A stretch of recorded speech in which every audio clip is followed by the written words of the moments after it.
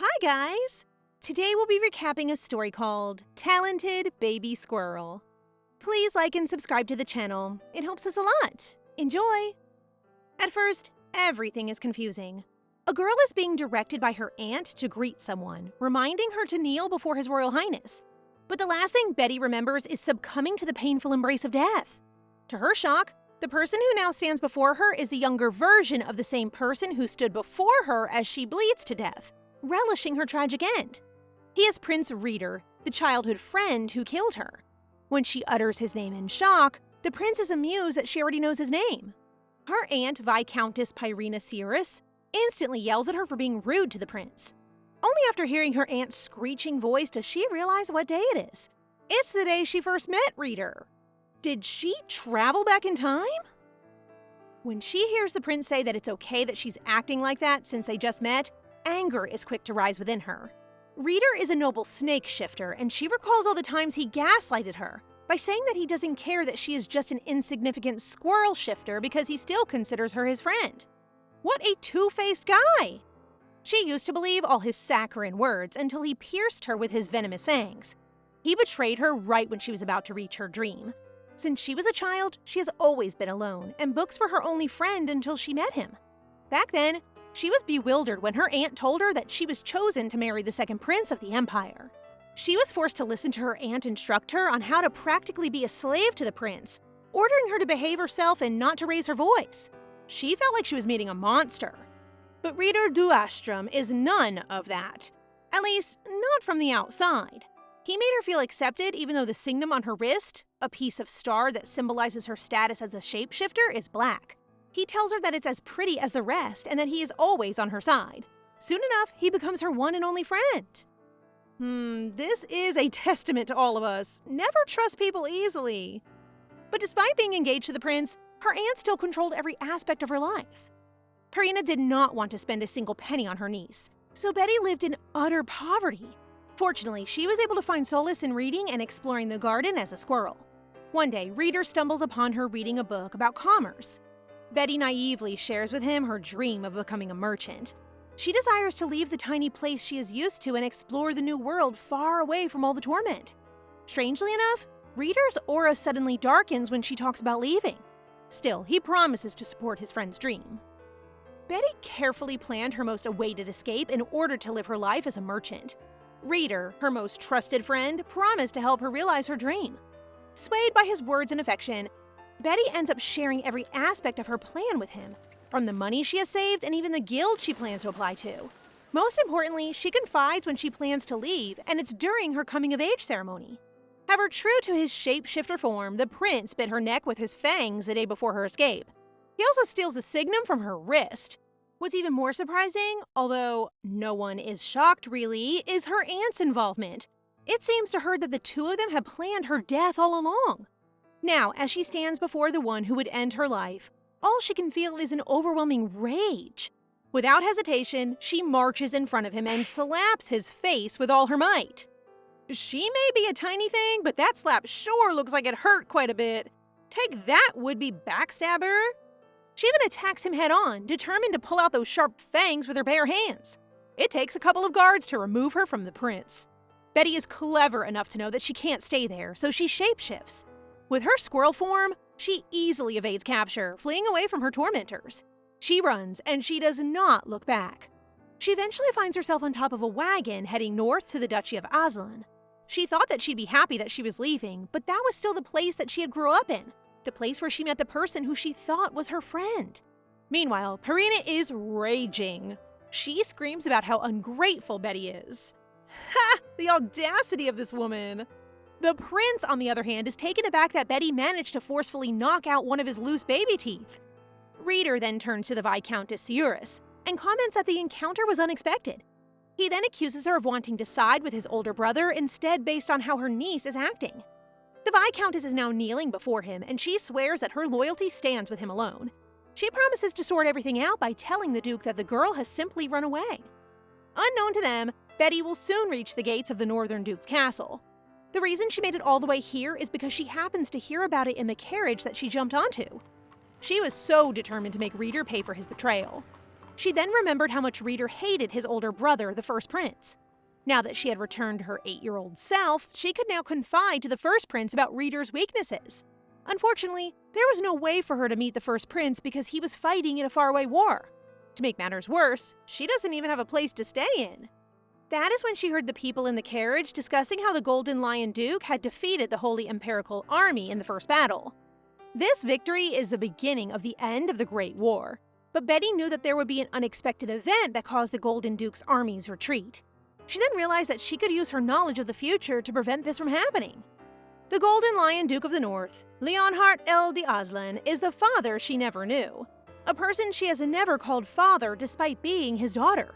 Not once did her father visit her, and despite writing countless letters, the only response she ever got was him sending back one of her letters in shreds. Even though she is the child he has abandoned, she'll make a proposition he can't refuse. She will ask him to let her stay in his castle until she becomes an adult. Now, however, her current dilemma is how to enter the castle in the first place. At that moment, the soldiers at the gate spot her in her adorable squirrel form. To her surprise, they are accommodating to her presence. They clearly recognize her as the daughter of their master. One of them even goes so far as to carry her inside on his palm like she's something precious. Even more strange is the fact that everyone seems to be so taken by her. The butler, Miss Joanna, eventually arrives at the scene, bewildered by her sudden presence. Betty instantly thinks that the woman would kick her out for being filthy or for being a squirrel. But to her surprise, Joanna despairs that her once chubby cheeks are now hollow. The butler is quick to give her snacks to nibble on to her heart's content. She wonders why everyone is being nice to her, but she convinces herself not to be fooled by anyone. She knows that in this world, no one is nice for no reason, and so she tells Joanna that she must speak with the household head. Upon hearing that the young lady wants to make a deal, Joanna naively assumes that the child simply misses her father, but she has to explain that the Duke has gone far off. Rather than be put off, Betty merely asks for whoever is in charge at the moment. But right then, a person slamming the door interrupted them. Carlitos el Aslan, the firstborn son of the Duke, enters the scene with blood smeared all over him. The boy greets her, addressing her as a runaway squirrel. My gosh, this boy is still a teen, but we can already tell that their genes are godlike. Joanna quickly tells the young lord off, saying that the lady is still young. They instantly wipe the blood off from all over the boy's face, so as not to scare the child. Although she's never met him in person, she has seen his portrait before. She knows that the boy is Carlitos el Aslan, the genius swordsman who has been on countless battlefields since he was 10. He is so merciless that more often than not, his hair is covered in blood, which is why he is also known as the Red Lion. Betty can't believe that this person is her brother. Based on his reaction, Betty assumes that he's not very happy that she is his sister. She visibly deflates due to the uncomfortable feeling. But to her surprise, Carlitos marches towards her, questioning why she smells like a snake. Betty looks back at the sheer intensity of Carlitos' eyes. That is when she notices the golden eyes that symbolizes the blood of Aslan. A simple gaze from a lion shifter can easily subdue people. However, instead of feeling oppressed, she feels an inexplicable warmth and coziness from that gaze. Carlitos suddenly comments that she doesn't seem to be afraid of him. Betty is startled when the boy lifts her up, so she tries to struggle. But to her surprise, he hugs her. When he lets go, he declares that she now smells like she should. Betty freezes in his arm, unused to being touched so familiarly. Carlitos is confused by her behavior, even more so when she scurries away from him, demanding her space back. Betty has never experienced such a thing before. She feels like her heart is about to burst. Joanna is worried for the young miss, especially since she starts trembling. The butler scolds the young master to be more careful with his little sister. Betty is becoming more convinced that her brother doesn't like her, especially when he merely addresses her as that thing. As far as he knows, she still doesn't have a name. Betty becomes even more upset, remembering how for a long time no one has even bothered to give her a name. But around the time that she was 10 years old, before she traveled back in time, she received the first and last letter from her father, and it contained her name. She shouts that she does have a name, and it's Betty. Carlitos is certainly taken aback by this. Even though she thinks that her father was proving how much he doesn't care about her, she still considered that name she was given as something precious. Suddenly, Joanna declares that she knows the meaning of that name, and it's a blessing. She compliments the young lady for her lovely name, asking her if she came up with the name herself.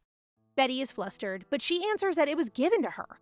When Carlitos suddenly calls her by her name, Betty can't help but be agitated because it feels so strange. But this instantly turns to annoyance when her brother insists on calling her Bushy Tail instead. It's because she's the size of his tail tuft as a lion. Betty is definitely upset by the playful nickname. They are so cute. They just met and they're now acting like siblings. Joanna has to interrupt their adorable banter. She tells Betty that since the Duke is not present, she can talk to the Lord handling all the house's affairs. The butler exits the room to call the Lord, but not before telling the children to get to know each other while she's gone. Betty is frightened that she has to spend alone time with her brother. As Joanna is walking down the hall, she is thinking about the North's custom of not naming a child until they know their temperament. This custom is even more evident when the child is showered with love, since finding the perfect name is quite difficult. But then again, not naming an 8-year-old is extreme. She just hopes that he would stop calling the young lady as his baby anymore. OMG, we are getting contradicting information here. But could it be that the Duke is actually a loving father all this time? Meanwhile, there is an awkward silence between the siblings. Carlitos is observing his little sister, noting how small and fluffy she is. He is even quite upset that he did not witness her in her squirrel form. So he approaches her once again, telling her to turn into a squirrel. He is being intimidating again, so Betty quickly assumes that he wants to harm her in her most vulnerable form. What is curious for the young lord is the fact that Betty is not running away from him. This is strange for him because he is so used to all cute things fearing him. Remembering small animals fleeing from his grasps upsets him, and this shows on his face. Betty assumes that she has upset him. She has never interacted with her brother before, so she thinks it's not fair to distance herself from him. It won't hurt to be on good terms with him, so she turns into a squirrel just like he asked. Carlitos can't take her adorableness. He even proclaims that they look alike because he has rounded ears in his animal form too. The young lord then hands her a seed to nibble on. Not wanting to be rude, Betty climbs on his palm and starts munching. Carlitos, on the other hand, is mesmerized by her cuteness. I can relate, dear Carlitos. She is simply too cute for her own good. While the young lord is busy admiring his sister, Joanna bursts in the room, urgently telling her that the Duke wants to speak with her. She can't believe that he wants to meet her right that instant. She is not yet ready to face him. Betty is shocked but goes along as the butler helps her dress. Soon they arrive at the office where the Duke usually handles his affairs. When they enter, Betty finally meets Count Zelot. He introduces himself, so Betty enthusiastically greets him back. The Count explains that the Duke has asked him to contact him using a communication device so he can speak to his daughter. When she asks the Count why her father wants to speak with her, the Count tells her that it's because the lady is acting like a baby. He explains that it's natural to want to visit family, but the North is at war. I am getting so much negative vibes from this guy. You better prove me wrong, Count. Betty is embarrassed that she is being called out for acting like a baby when she only wanted to prevent the initial retreat. Betty starts recalling all the hurtful words her aunt used to tell her, calling her useless and annoying. Fortunately, Carlitos is there to notice her discomfort. He places a hand on her shoulders and points out to the Count that he is becoming needlessly chatty. Soon enough, the device begins vibrating, indicating that the Duke is trying to contact them. Betty has to place her hand on the object, and suddenly, she can finally hear her father's voice. His first words is questioning why she came to the North. Betty has to stop for a moment to take in his voice for the first time. Somehow, it has the power to lure people in. Once again, the Duke speaks, asking her if something happened in the capital. That is when she realizes that something did happen. She slapped a prince! Betty doesn't know what to do. She knows that her father would consider her a disgrace for assaulting royalty. Once again, the Duke questions her if something happened. OMG, gorgeousness certainly runs in the family. This guy has no business being this handsome. Betty knows she can't lie about this since the Duke probably already knows that she slapped the prince, so she decides to tell him the truth. Her father and brother are shocked by this. She explained how her aunt arranged a marriage between her and the second prince. Betty is sure that her father would think that she's such a troublemaker, but that's not the case. Her brother even tells her that she did a good job since marriage is out of the question. Her father then voices how upset he is that her aunt would dare force a marriage he didn't approve of. The Duke assures her that he will send a rejection letter as soon as the war is over, so she should return to the capital for now. Betty is crestfallen upon hearing this. She understands that the North is currently considered a battlefield, but she has to fight to stay there. She unconsciously drops her tail, indicating how upset she is. Carlitos notices and touches the device to know what his father is saying to upset his sister. Carlitos asks her if she doesn't want to leave. When she tells him that she doesn't, he tries to convince their father to let her stay. But the Duke is not budging at all. Betty now knows that her father really hates that she's there. What surprised her is how her brother is taking her side. Carlitos explains that his sister needs to rest, otherwise she'll collapse on her way to the capital. This finally convinces the Duke, stating that she can stay there until he returns. Betty is ecstatic, and she thanks her brother for his help. Unexpectedly, her brother asks to touch her tail. She has to give in out of gratitude. As Carlitos admires her fluffy tail, news of the military on fire reaches them.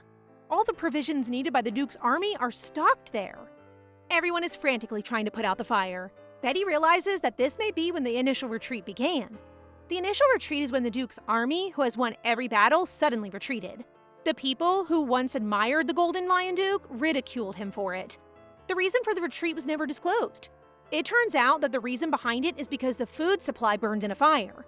The soldiers starved, and a great disaster is bound to hit the continent soon. Both the Duke's military and duchy population dwindled because of these events. Betty knows that she has to stop all of these things from happening, and she will do so by using a random plant. Carlitos manages to capture a suspected culprit, but he doubts his credibility since catching him was too easy. He knows that someone else is behind this sabotage. There's confusion as to what they should do next. Count Zealot then arrives, and he confesses to Carlitos that he should have taken more precaution as the one in charge of the Duke's affairs. The Count is telling him how sorry he is for not being able to prevent the fire. Drama much? This guy is becoming more and more suspicious. You can smell the gaslight from a mile away. Even Carlitos is bothered that even though he is apologizing, he seems too relaxed. That's when Betty decides to interrupt. She declares that she has a solution to their problem, showing them a root crop.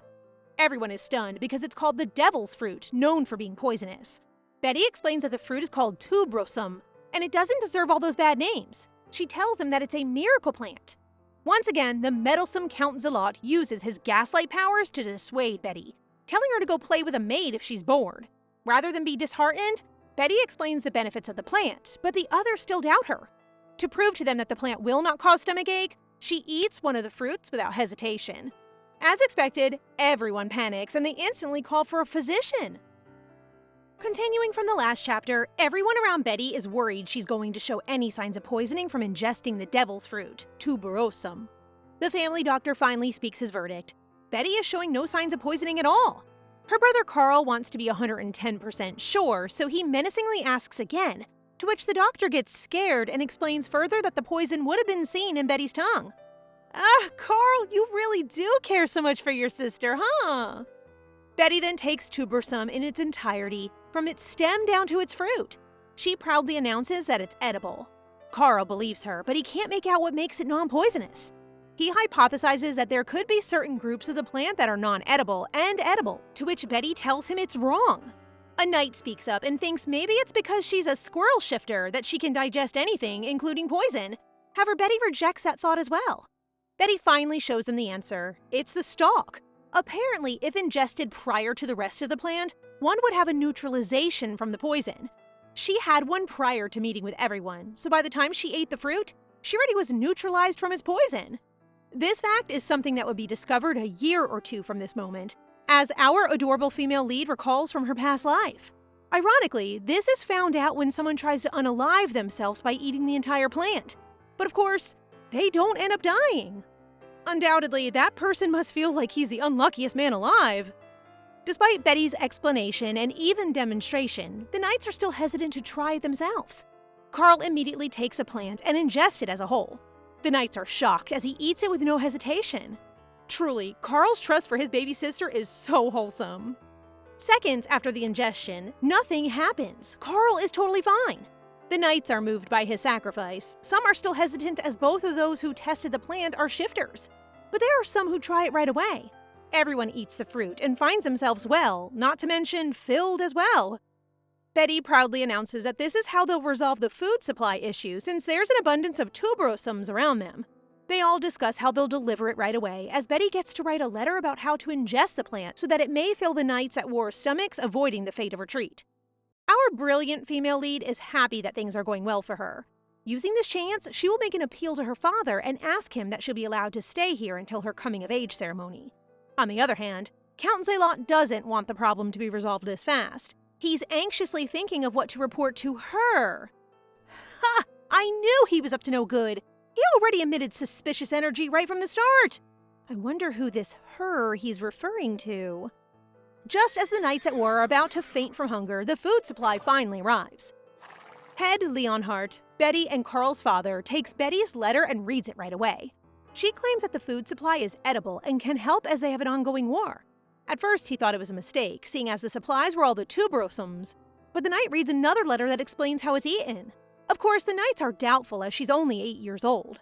Since this is all his beloved daughter's idea, Leonhardt eats the entire plant with zero hesitation, which leads to the rest of the knights admiring him for doing such a sacrificial feat. This is exactly the same panel as when Carl did it too. Because of this, everyone is recharged and ready to continue their war. Back at his own tent, Leonhardt lovingly reads his daughter's letter. With the way he acts, there's definitely a reason behind as to why he supposedly abandoned her. Back in the castle prior to the delivery of the food rations is where Betty currently is, writing her letter for her father.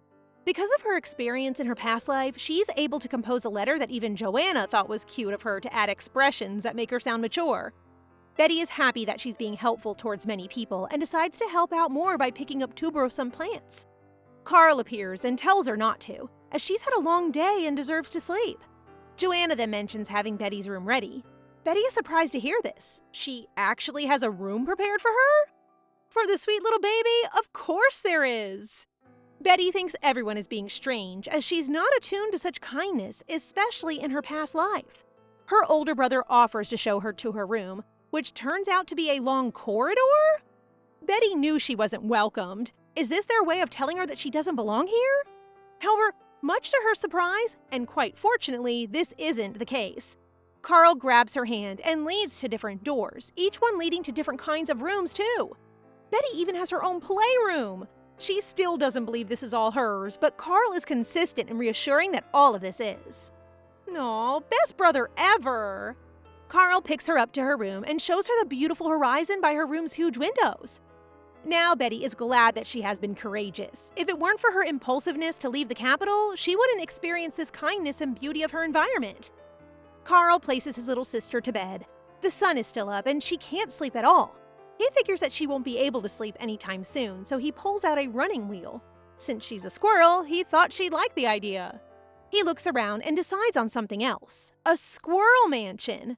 Betty is just speechless while Carl is excited about it. Well, apparently, it seems that Carl is having more fun than her. Joanna comes in and sees the siblings in the middle of dress-up, with Betty transformed into her squirrel self. Joanna is delighted to see them get along with each other, while little Betty thinks her brother is just messing with her. She couldn't say no to him just as he begged her with teary eyes. Later on, Betty is in her kitty nightgown, to which she comments that the Aslan family is probably really generous towards guests. When she gets back to her room, she is greeted by Carl, who had been waiting for her. He wants to tuck her in for the night. He plops her down on the bed and then makes her comfortable before telling her goodnight. He even calls her by her name this time instead of the usual bushy tail. Betty feels warm, as she has never been tucked into sleep before. Oh, Betty, you precious baby, you deserve all the love in the world. Meanwhile, at the other part of the mansion, Count Zelot is vehemently frustrated that his plan was ruined all because of a teeny squirrel. The magic ball zaps as someone is trying to contact him. It's the second queen from Astrum Kingdom. She looks like Reeter, especially with that sinister look. She's been trying to contact Zelot, yet to no avail. She has no choice but to command Betty's aunt, Viscountess Ciuris, to take matters into her own hands. And she better not fail this time.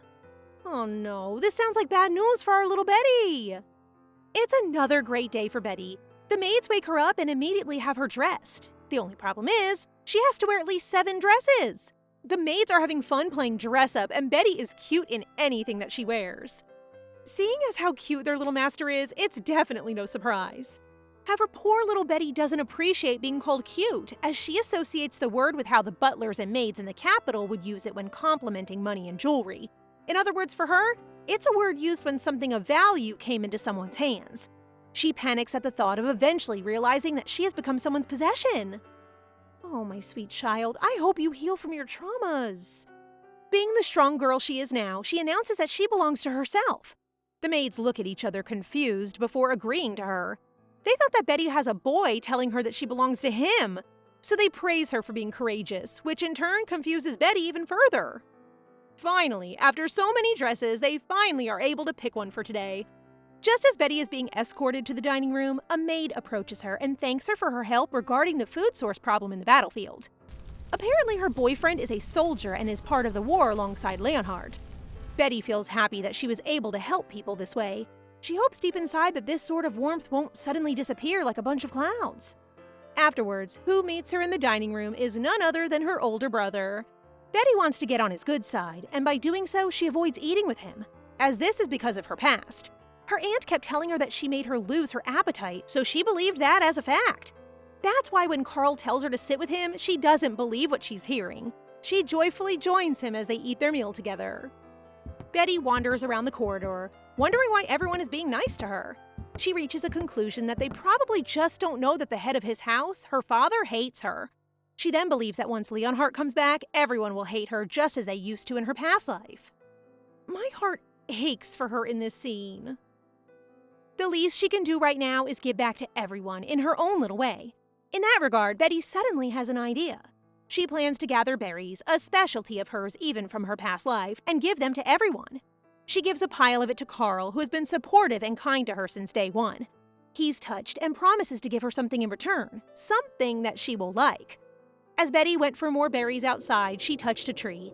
She feels a huge energy emitting from it. It's as if it's calling her. Before she could wander mindlessly, a maid thankfully stops her, bringing Betty back to reality. Just as things couldn't get any more wrong, a magical beast in the form of a white squirrel leaps on Betty and teleports her somewhere else. Everyone around her panics until Carl arrives too. Carl is furious to know that a magical beast has taken his little sister to who knows where. Before Carl arrives, he has also been looking for a gift to give to Betty. He thinks that she'll love having a snow fox fur. He promises not to have blood on him the next time she sees him, as Joanna advises. Upon going back after his successful kill, everyone informs him that Betty is kidnapped by the snowstorm squirrel. Carl furiously commands everyone to look for her everywhere. He can't risk losing his beloved sister like this. Big brother responsibilities! Will we see Carl's lion form? Somewhere else in the northern mountains, Betty is safe and sound, all in one piece. She hears a gentle voice, and it's coming from the snowstorm squirrel. The squirrel floats as it communicates with Betty through her head. It calls her Crumbs. It explains to her that she is its star crumb. Betty understands that she may be her ancestor. It's then revealed that it was the one who turned back Betty's time to save her. Before it can explain the most important thing to Betty, its spirit comes out of the snowstorm squirrel's vessel. Betty is left with the squirrel. She now realizes that she's in the middle of nowhere. She hears some rustling leaves and immediately gets scared, since northern mountains are known for their large beasts. A voice calls out to her, a familiar voice. A boy, his eyes covered with his hair, in a black and gold cloak, emerges from the trees. Who's this new and mysterious character? Betty assesses the stranger in the cloak. His height is like that of her brother's, and his voice too. She assumes that he's around his age. She asks him questions and realizes that this stranger is actually wary of her. Our kind-hearted female lead assures him that she's just as lost as he is. This seems to work as the aura between them lights up. He chuckles at her. Who wouldn't, though? She's being cute as heck. Just as she's about to start walking back home, heavy rain suddenly falls on them. The strange boy has her stand beside him under the protection of the tree's shade. The snowstorm squirrel gets out from Betty's bag, which turns the strange boy into defensive mode. Why is everyone getting hyped up by a cute animal? Betty stops him and begs him for its life, so he gives in, but promises that if it shows the slightest bit of aggression, he'll have to get rid of it. Betty lets out a sneeze, as it's starting to get cold after all. The boy looks at her in concern and asks her to come with him. He calls her a pretty lady and has her hide under his cloak so that she wouldn't get wet. All this makes Betty get flustered, but she follows him nonetheless to an empty cabin.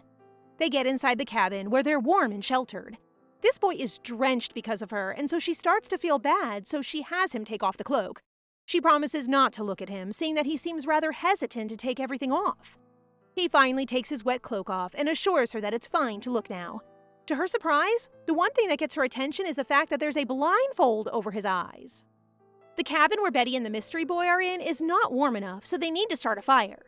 The boy finds a pile of wood. Betty wonders how he's able to see with that blindfold. But as she accidentally stares too long, she notices that he's still good-looking even with the blindfold on. Doing a bit of sightseeing, are we, Betty? He asks her to sit close to the fire so they can get warm.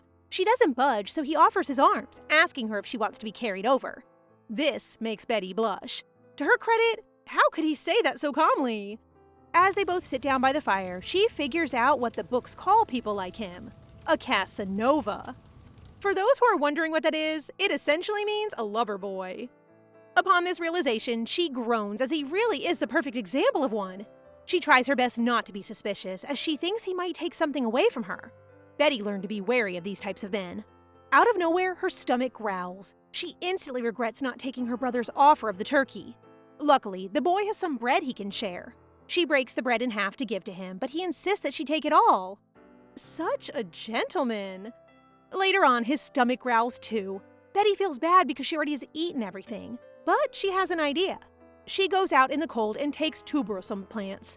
The boy suddenly has thoughts that Betty also wants him dead. There are others who do? And so he confronts her right away. The boy asks Betty if she wants to kill him too. Betty is just confused. Why on earth would she kill him when they just met? Is it possible that this boy also has some troubled past? He can't help but feel that everyone is out to get him because many have indeed tried to. Maybe that's why he has to cover his eyes. Fortunately, Betty realizes that the boy's heightened wariness was because of the devil's fruit she was going to offer. She then explains how to ingest the fruit without being poisoned, and makes her own cooking show with it. She actually makes grilled tuberosums. She takes out a stalk and tells him to take one first before eating the fruit. This has the boy bite off the stalk from her hand, a gesture that certainly startles the little lady. Whoa, now that's a bit weird. Anyway, now that he's full, Betty decides to look around the cabin. She goofily runs around looking at things. The boy just thinks to himself that she has not changed at all. Wait, they actually met before and Betty just didn't remember? What a plot twist! He remembers her goofiness and her small size, and most of all, her curiosity-filled eyes that are dark as the night sky. These might be eyes that he has already fallen for based on how he remembers her. He has a memory of her while being in rugged clothes back in the capital. Meanwhile, it finally stops raining. Betty is the first one to notice. She flings the door wide open and hears people looking for her. She then tells the boy that they can go together if he's heading the same direction. But he just places his hand on her head, telling her what might be the sweetest goodbye. When she looks behind him, he's already long gone, with no trace of his presence at all. I hope they meet again soon.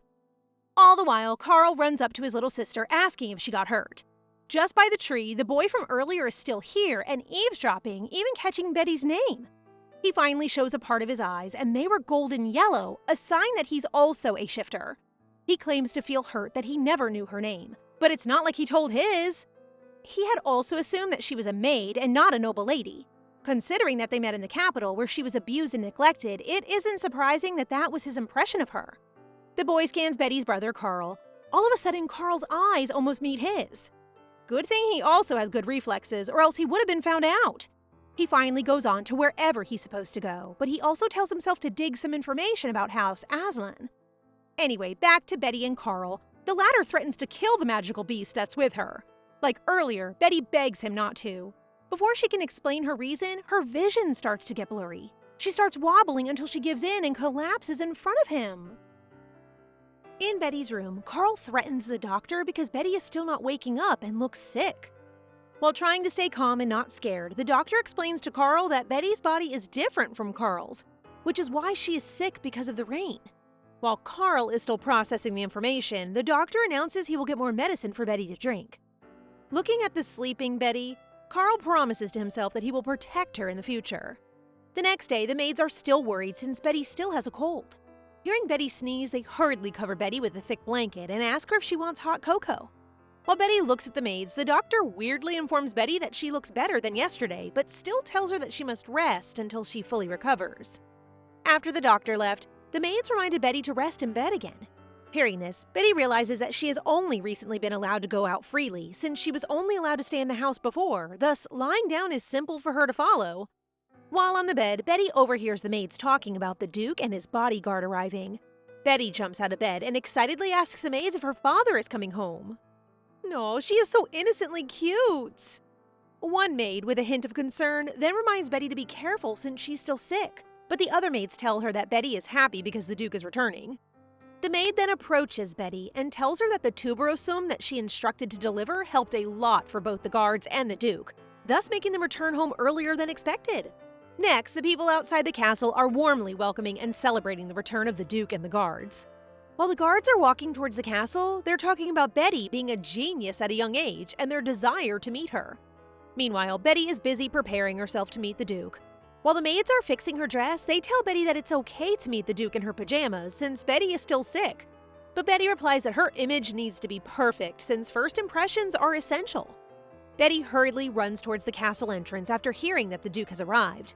But Betty stops at the bottom of the stairs after seeing the Duke for the first time and is nervous as she looks into the Duke's eyes. Staring at Betty, the Duke asks the servants why Betty is at the castle's entrance. Hearing this, Betty then realizes that the Duke may not like her. She might have forgotten about it for a moment because everyone in the castle treats Betty warmly. On the other hand, the Duke reminds himself to stay calm and not hug Betty directly. When the Duke is about to pat Betty's head, she flinches and remembers her memories of her aunt hurting her. Carl then calls the Duke's attention by welcoming him. The Duke praises Carl for how smoothly the plan is carried out, but Carl informs the Duke that it was all Betty's idea, and that Betty took care of everything. Betty then formally tells the Duke that she wants to offer him a deal he won't regret accepting. While curious about why Betty is formally talking to him, the Duke tells the child that they will talk tomorrow. He then instructs the maid to bring Betty to her room and make her rest till she's stable.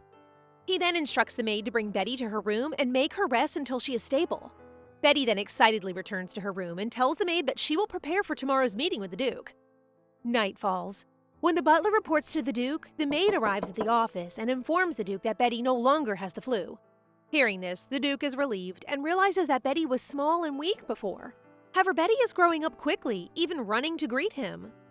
Remembering Betty's scared reaction, the Duke asks his butler and the maid if his appearance is scary, to which the butler directly replies that the Duke does indeed give off that vibe, that the adults and kids fear him, and that even a glimpse of the Duke can make others shudder in fear.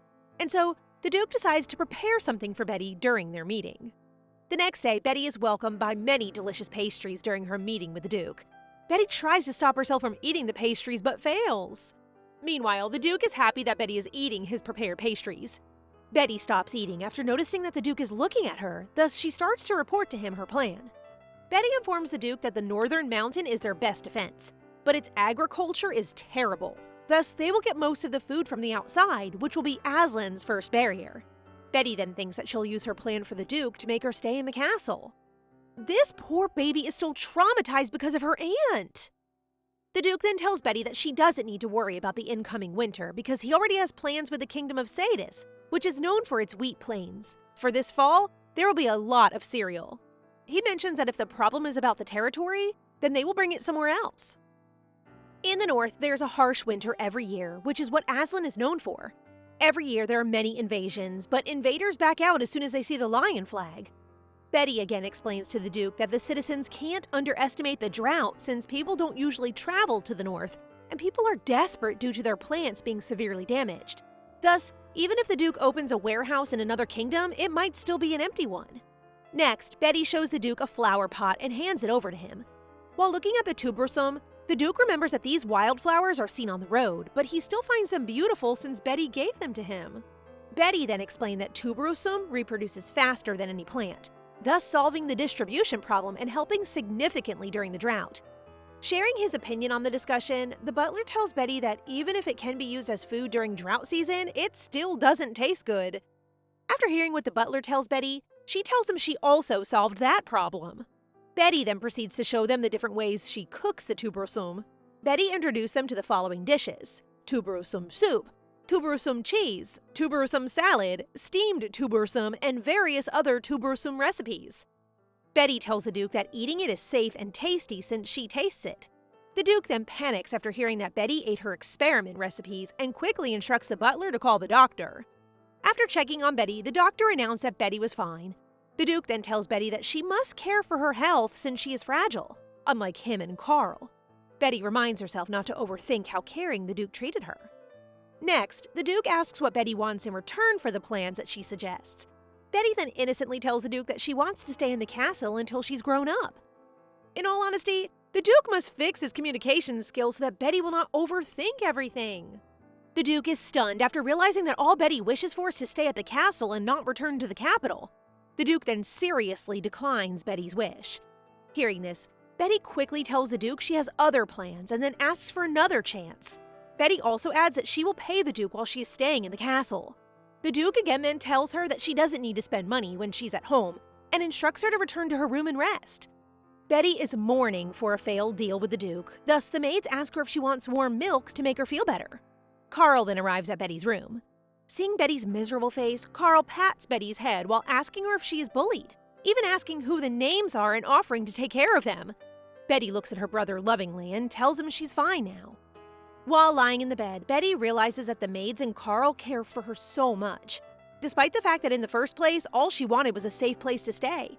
But then after staying for a short period, Betty realizes that she wants to stay because of the people in the castle. Meanwhile, the Duke holds a meeting about Betty's stay at the castle. The Duke suddenly remembers the helplessness he felt the first time Betty was sick, since he could not do anything for her because Betty's body was weak and she couldn't withstand the North's coldness. The Duke informs him that he wants to send Betty back to the capital since the weather there is fine, but the Duke doesn't want Betty to be lonely. Thus, he is torn with the situation. The Duke then worries that Betty will again leave the capital if she gets homesick. The royal subject reminds him that it is best for Betty's health to stay in the capital. Still, the butler unconsciously tells the Duke that he noticed that Betty now looks strong, and that the butler has a niece the same age as Betty who went on a hunger strike just so she could get what she wants, thus making the Duke worry because he can't imagine Betty starving.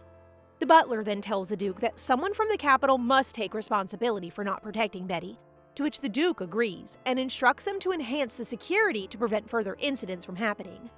Next, alone in the Duke's office, the butler informs the Duke that the investigation is starting regarding how the people in the capital treat Betty.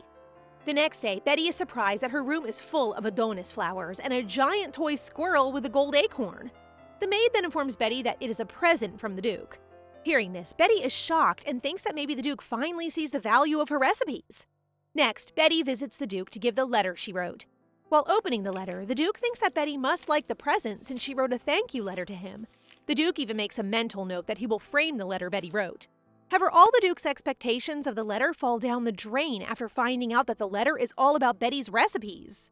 Betty then informs the Duke that she received the Duke's present, and then again tries to make a deal with him to make her stay at the castle until she's grown up.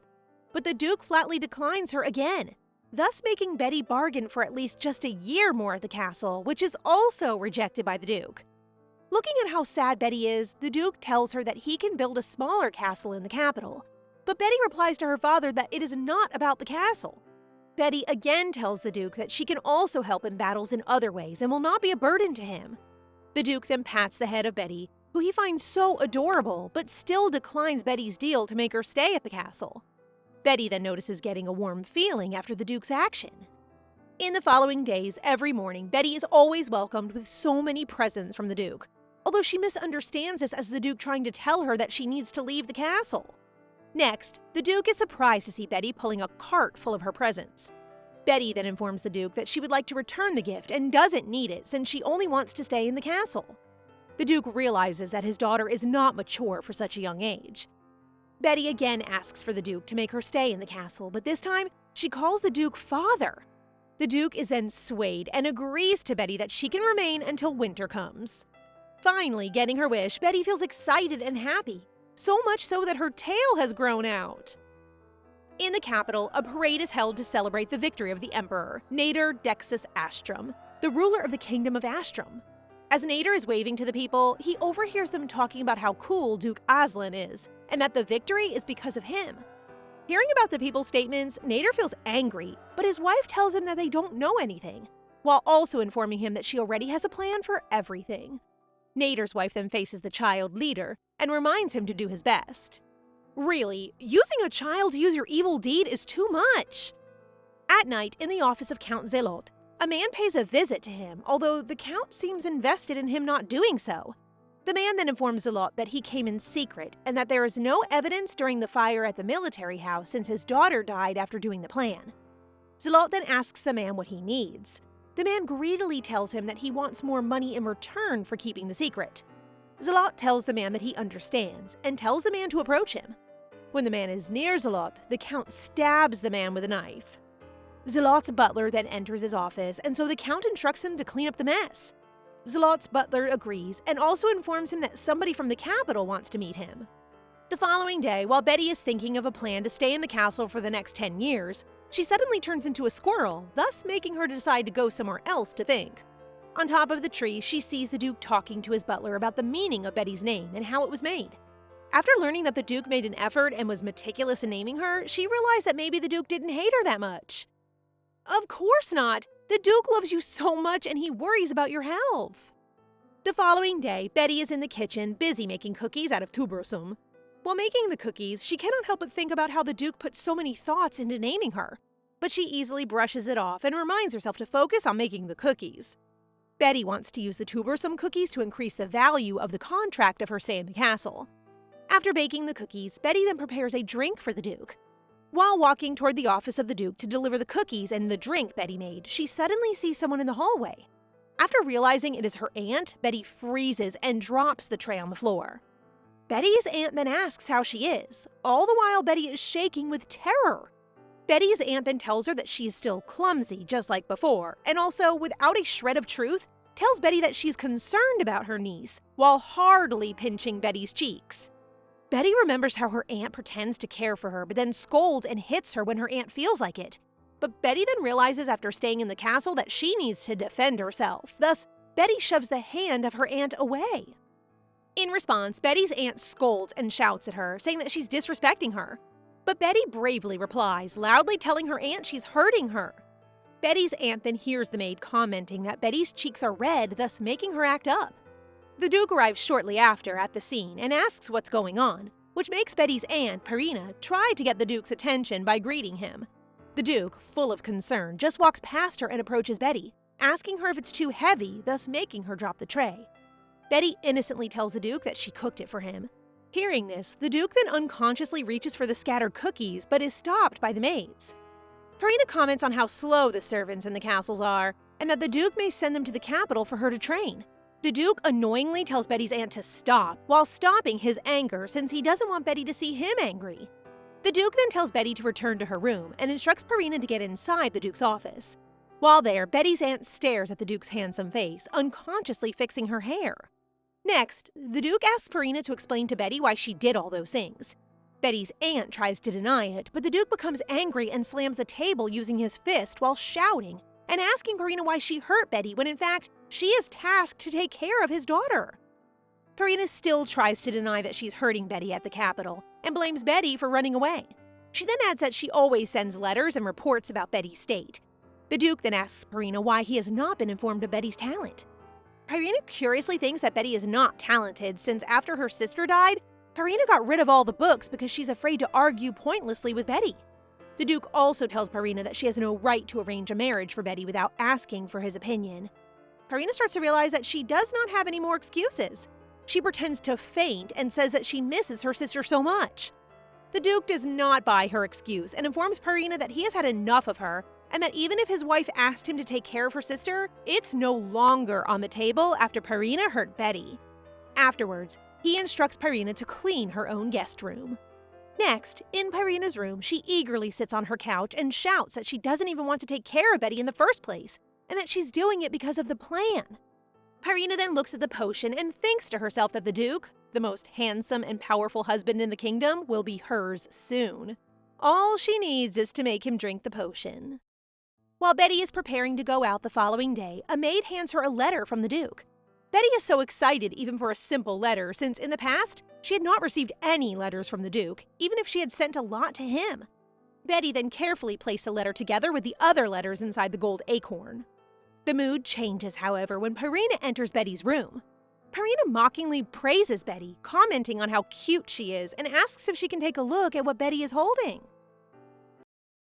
Pina barged into the room and demanded Betty to hand her the letters the Duke wrote.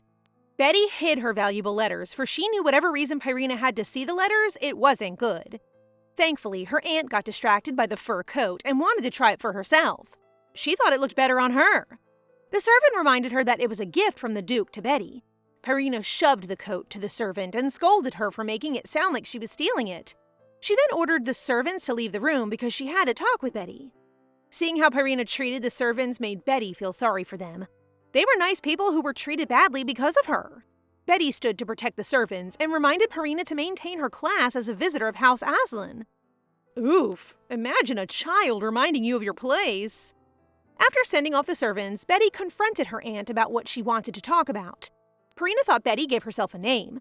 She explained that the North has a unique tradition. They put great importance on names, so they don't just give names to children that are bad, just like Betty. Children who were given names that didn't fit them were bound to have a life full of hardships. Pina was under the impression that Betty made up her name because she didn't have any until she was 8.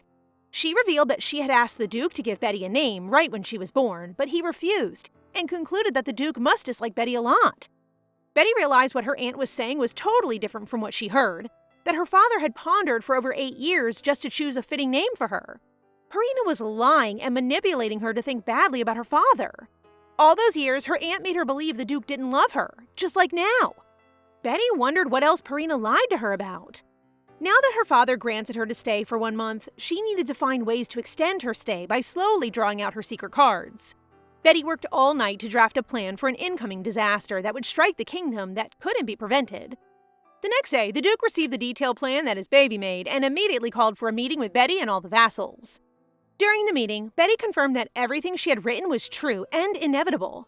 These were things that her own eyes saw before she went back in time. It couldn't be prevented, but they could do something to prepare for it. Betty explained that the incoming disaster was not the first, but had happened repeatedly over the years, all seemingly predicted by an old poem. The poem says, "The bluebird of the night that flies high, the blue breath that has been long forgotten. The earth ran dry as the skies froze, and the plants grew tall, all withered.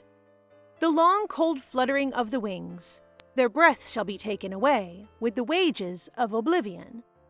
Count Zealot tried to question the credibility of Betty's information, but each time, Betty revealed more information that proved her prediction.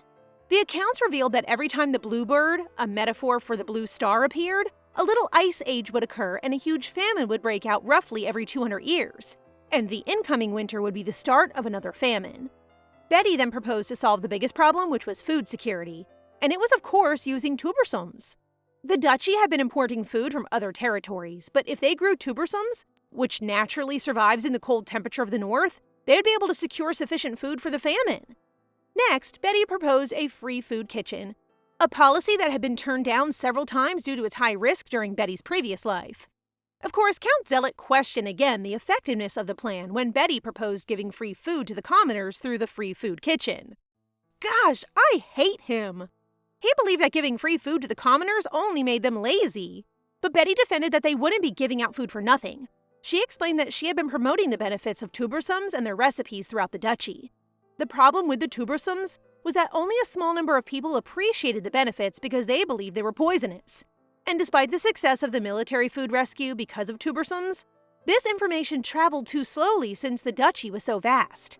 They must make great use of the plant to deal with the famine, but it was not easy to popularize them as a food source.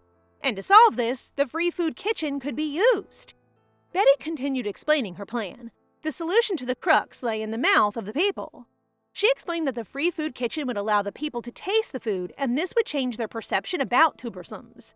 Rather than just posting information about the plant and waiting for people to read it, they could just have them taste it themselves and spread the word about tubersums much faster. Seeing that the vassals seemed persuaded by Betty's plan, Count Zealot immediately objected to it because there was no profitability in giving out free food. But Betty responded that the people would be paying them in return for the free food. Zealot noted that the people would be upset if the free food kitchen asked for payment, which was supposedly free. He failed to understand that what Betty meant was that they would be getting in return was information. Through the free food kitchen, they could gather information about the duchy from those visiting the food kitchen. And when needed, they could also use the visitors to spread information. Betty concluded that intangible information was a powerful weapon that they couldn't put a price on. Everyone, except Zealot, praised Betty for coming up with this genius plan and jokingly suggested creating a commemorative statue for her. To her surprise, even the Duke agreed to build a huge statue for his baby. However, Betty was not yet done.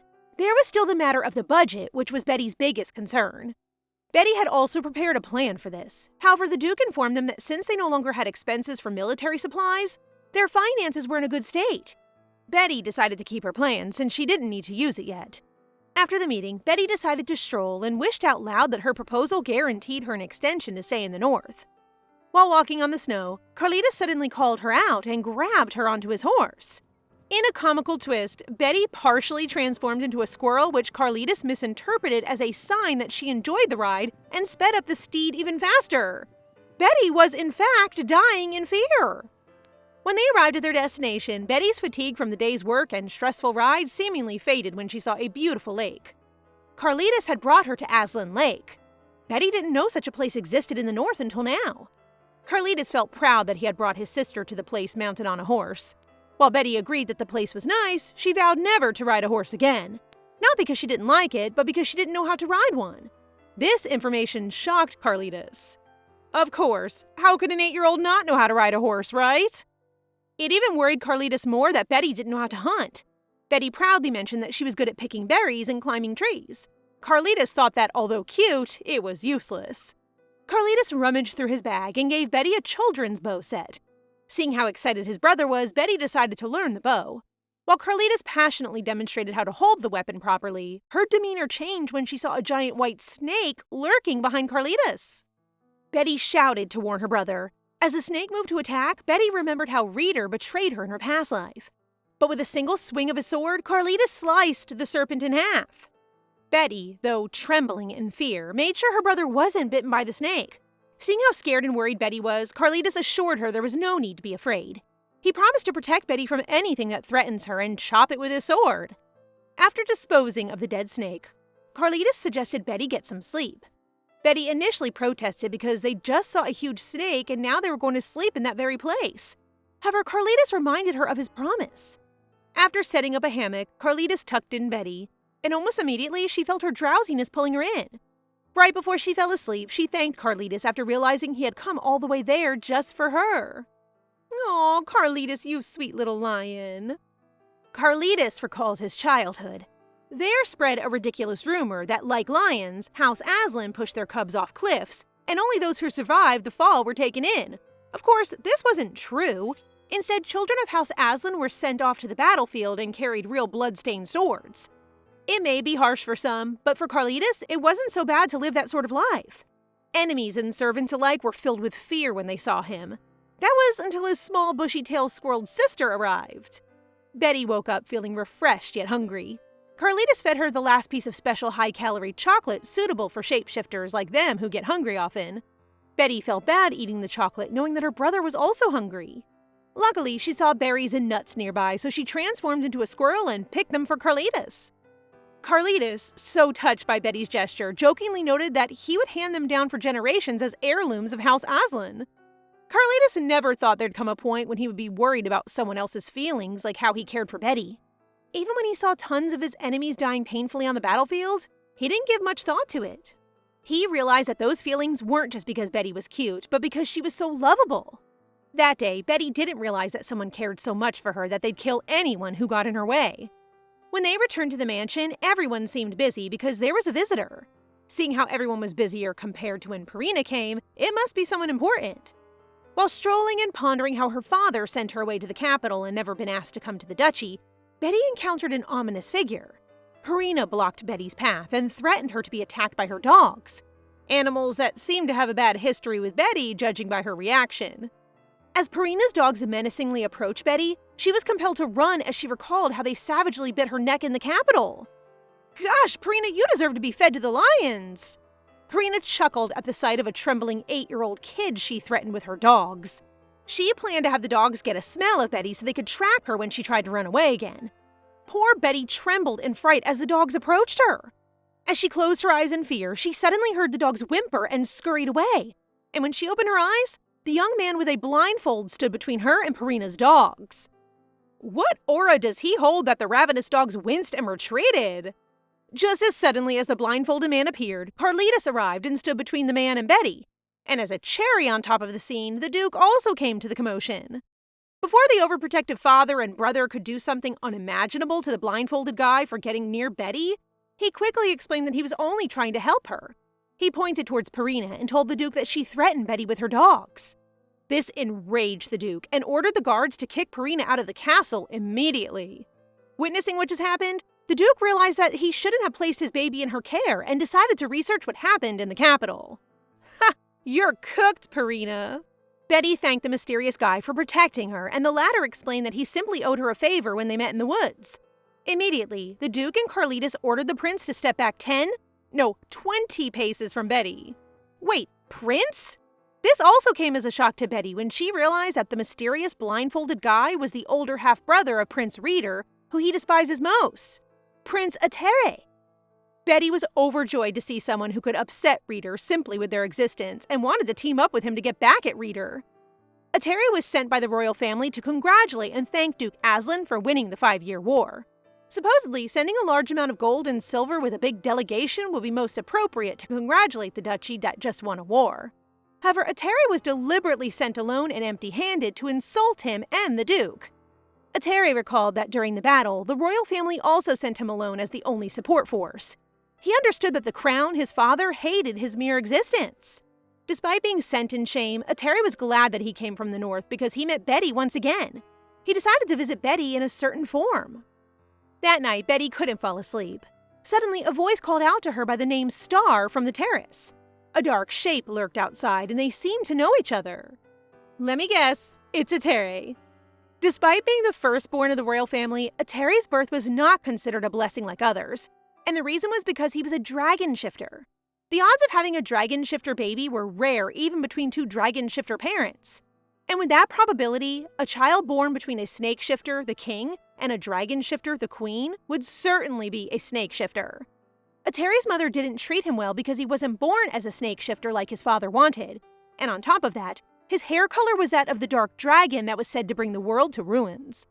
His eyes also had a deeper color than his father's, which meant that he was a more powerful shapeshifter. His eyes were despised the most, so the king commanded him to cover them with a blindfold that had a special spell so it wouldn't obstruct his eyesight. Everyone feared his eyes, including the king. Meanwhile, Reeter, a snake shifter, was well loved and favored by the crown. Deep inside Atere's heart, he longed for someone who would look into his eyes without fear. And that was until he met Betty. One night, Atere roamed the sky. With his special ability, he could hide himself among the clouds and fly around freely. He saw Betty looking out of a window. As he tried to observe the girl and used a gust of wind to send her back into the room, he didn't notice that came down too close. Before he could retreat, Betty saw his eyes and called them stars because they were sparkling. That was the first time someone compared his eyes to the stars and appreciated their beauty without fear. As a flirty dragon, he nicknamed Betty Star because she sparkled more than his eyes. And since then, he's been Atel, Betty's star. Now that he visited Betty on her terrace, the girl suddenly smacked him and called him a traitor. Atel, or Atere, was puzzled about how Betty concluded. It turned out that in her past life, she asked Reeter if he was the cloud who visited her at night because they had the same eye color. Of course, Reeter deceived her and answered that it was him disguised using magic items. The naive Betty believed in his lie that he was her one and only friend. Betty confronted Atel that she knew that he was Reeter hiding behind the clouds. Before Betty could walk away, Atel decided to reveal his true dragon form to convince her that he was not the snake shifter prince. Betty was convinced that Atel was not Reeter. She remembered that in the books she read, dragon shifters could communicate with humans even in their dragon form, something a squirrel shifter like her couldn't do. Betty explained to the dragon how she ended up in the north and got her name. And when asked about how he ended up in the north, Atel covered up that he was the first Prince Ateris's bodyguard. He used the opportunity to ask Betty her impressions of the first prince, him. Betty told the dragon the truth, that she thought the prince seemed like a Casanova. She explained that Atere was good-looking and called her a lovely lady when they first met, so she was sure he was a player. These answers flustered Atel and defended Atere, or himself, that the first prince probably did it to be nice. In the midst of their talk, Atel sensed that Betty was already sleepy, so he carried her to bed and wished her sweet dreams. Though Betty returned the sweet dreams to Atel, she thought that he was also a playboy like the first prince. It was just enough for Atel to leave the room when Carlitos suddenly barged into Betty's room after sensing something unpleasant. After Betty assured him that no one was with her, he tucked her into bed and reminded her that if someone with dark hair approached her with a smile, she should ignore him. Obviously, it's not Atere. The next day, the servants were busier than usual. Betty wondered what the commotion was all about, and the servant informed her that they were preparing for the victory banquet. To celebrate the end of the long battle, the duchy had decided to hold a victory banquet where people from the capital city were to attend. It was more special because it was the first banquet held in the Aslan mansion in a long time, so everyone was excited. The servants told Betty that the guests from the capital city who attended the previous banquet were condescending and said that the North's events were so unsophisticated. This time, the servants were determined to show the people from the capital what the North had got. Later, an invitation for a tea party arrived for Betty, and guess who it was from? No other than Atere. During the tea party, Carlitos, being the protective brother that he was, showed up uninvited. Carlitos was even more sensitive that just hearing Atere address Betty as my lady was enough to trigger him. While they threw banters at each other, Betty feasted on the tea and the pastries prepared. Atere wondered why Carlitos had his guard up around him and was even more passionate than he had been on the battlefield. Atere urged Carlitos to relax as it was only an innocent invitation to tea. He simply thought it would be a nice idea to have a cute little sister unlike his brother Reeter. Betty sensed that Atere was also on bad terms with Reeter. She thought that it was just Reeter who disliked him. With that new point of view, Betty hoped they might be able to team up and get back at Reeter. After their tea party, the prince stands up and asks for Betty's permission to kiss the back of her hand as a friendly gesture while he introduces himself to her. However, before he can even do that, Carl, being the protective brother that he is, quickly stops and threatens him to not do anything with his sister. Then the ruckus happens, and Betty begins to get irritated with her brother's unnecessary actions. With pure irritation written on her face, she asks him to stop. At this point, she really wants to know the prince's name so she can get closer to him. Despite being so against that idea, Carl walks behind Betty as he watches the prince introducing himself as Atere de Astrum. Upon hearing his name, Betty begins to wonder why the prince's name seems to be the same with Atel's name. Even the places where they came from are the same. What can be the mystery behind that? Meanwhile, in the Duke's office, the Duke is making sure that Pina has the medicine. She does, and shows it to him. The medicine that she was given by the second crown prince. He was able to make that after realizing the abilities that come after with his shape-shifting. But the prince is a noble snake of wisdom who has two powers. So that medicine is either a poison of punishment or medicine of healing. The Duke asks about the payment for the medicine, but before Pina answers the Duke's query, she mentions feeling sorry for the cancelled wedding of the second prince and Betty. Unfortunately, this makes the Duke slam the table due to anger. Her legs wobble as her whole body begins to shake. Her words stutter as she explains that she was asked by the imperial family to send it to him as a thank you to the loyal guardian of the North. No payment required. Viscountess Sears then excuses herself out, wishing Betty good health. Before she can exit, however, the Duke asks her with intensity if she's truly worried for her niece's health. She argues that she wouldn't bring the medicine if she wasn't. Unconvinced, the Duke questions why Pina didn't give the medicine upon arriving and why she's only giving it now that she's kicked out. Her heart races so fast. She knows that if she can't come up with the right answer, something unimaginable might happen to her. The Viscountess knows that the Duke isn't an easy one to fool. Pina's excuse is that the medicine works best during the night when the snake constellation shines the brightest, which she figures is days away, hence her timing. However, Pina slyly thinks that it won't harm Betty, at least not her body, so technically she didn't lie.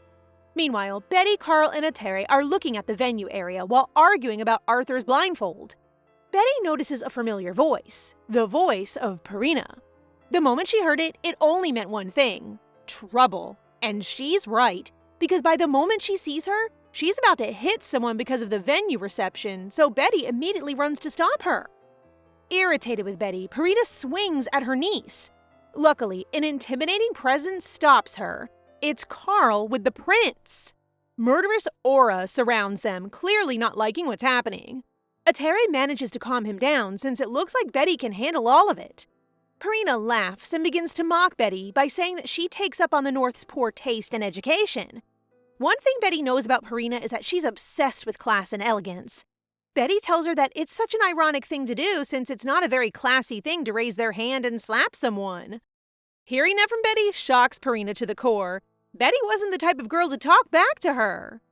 Pina reasons out that she only did that to teach the old-fashioned Northerners a lesson since they'll be holding a big banquet, yet their taste isn't really that nice considering that the visitor will be from other places. Betty bravely looks at her and says that despite her expertise with handling royalty parties, they won't be needing her help. They don't need the trends from the capital. They can start their own trends in the North. This only made Pina laugh. To her, it sounds ridiculous. But it seems like Betty is serious with what she said, which made the Viscountess just turn her back and go. Betty's act touched the servants, which made them get so excited that they wholeheartedly helped Betty with her plans. For the rest of the day, Betty keeps herself busy by running back and forth to finally execute her plans for the banquet in hopes that everything will go along with her plan. With the use of a rope, Betty starts teaching the servants with different knitting styles, and surprisingly, they seem used to handling ropes due to the rough environment of the North. Macrame. It's the name of the knotting technique that embodies the lifestyles of the Northerners who used ropes as part of their daily life. It isn't just some decorative ornament, it is also a symbol which embodies the Northerners' practices along with the ropes. It isn't just an unfamiliar thing, but also the history of the North itself. In Terry's room, Betty is greeted by a servant who's bringing her cookies. She then respectfully greets and thanks them, which somehow caught Terry's attention.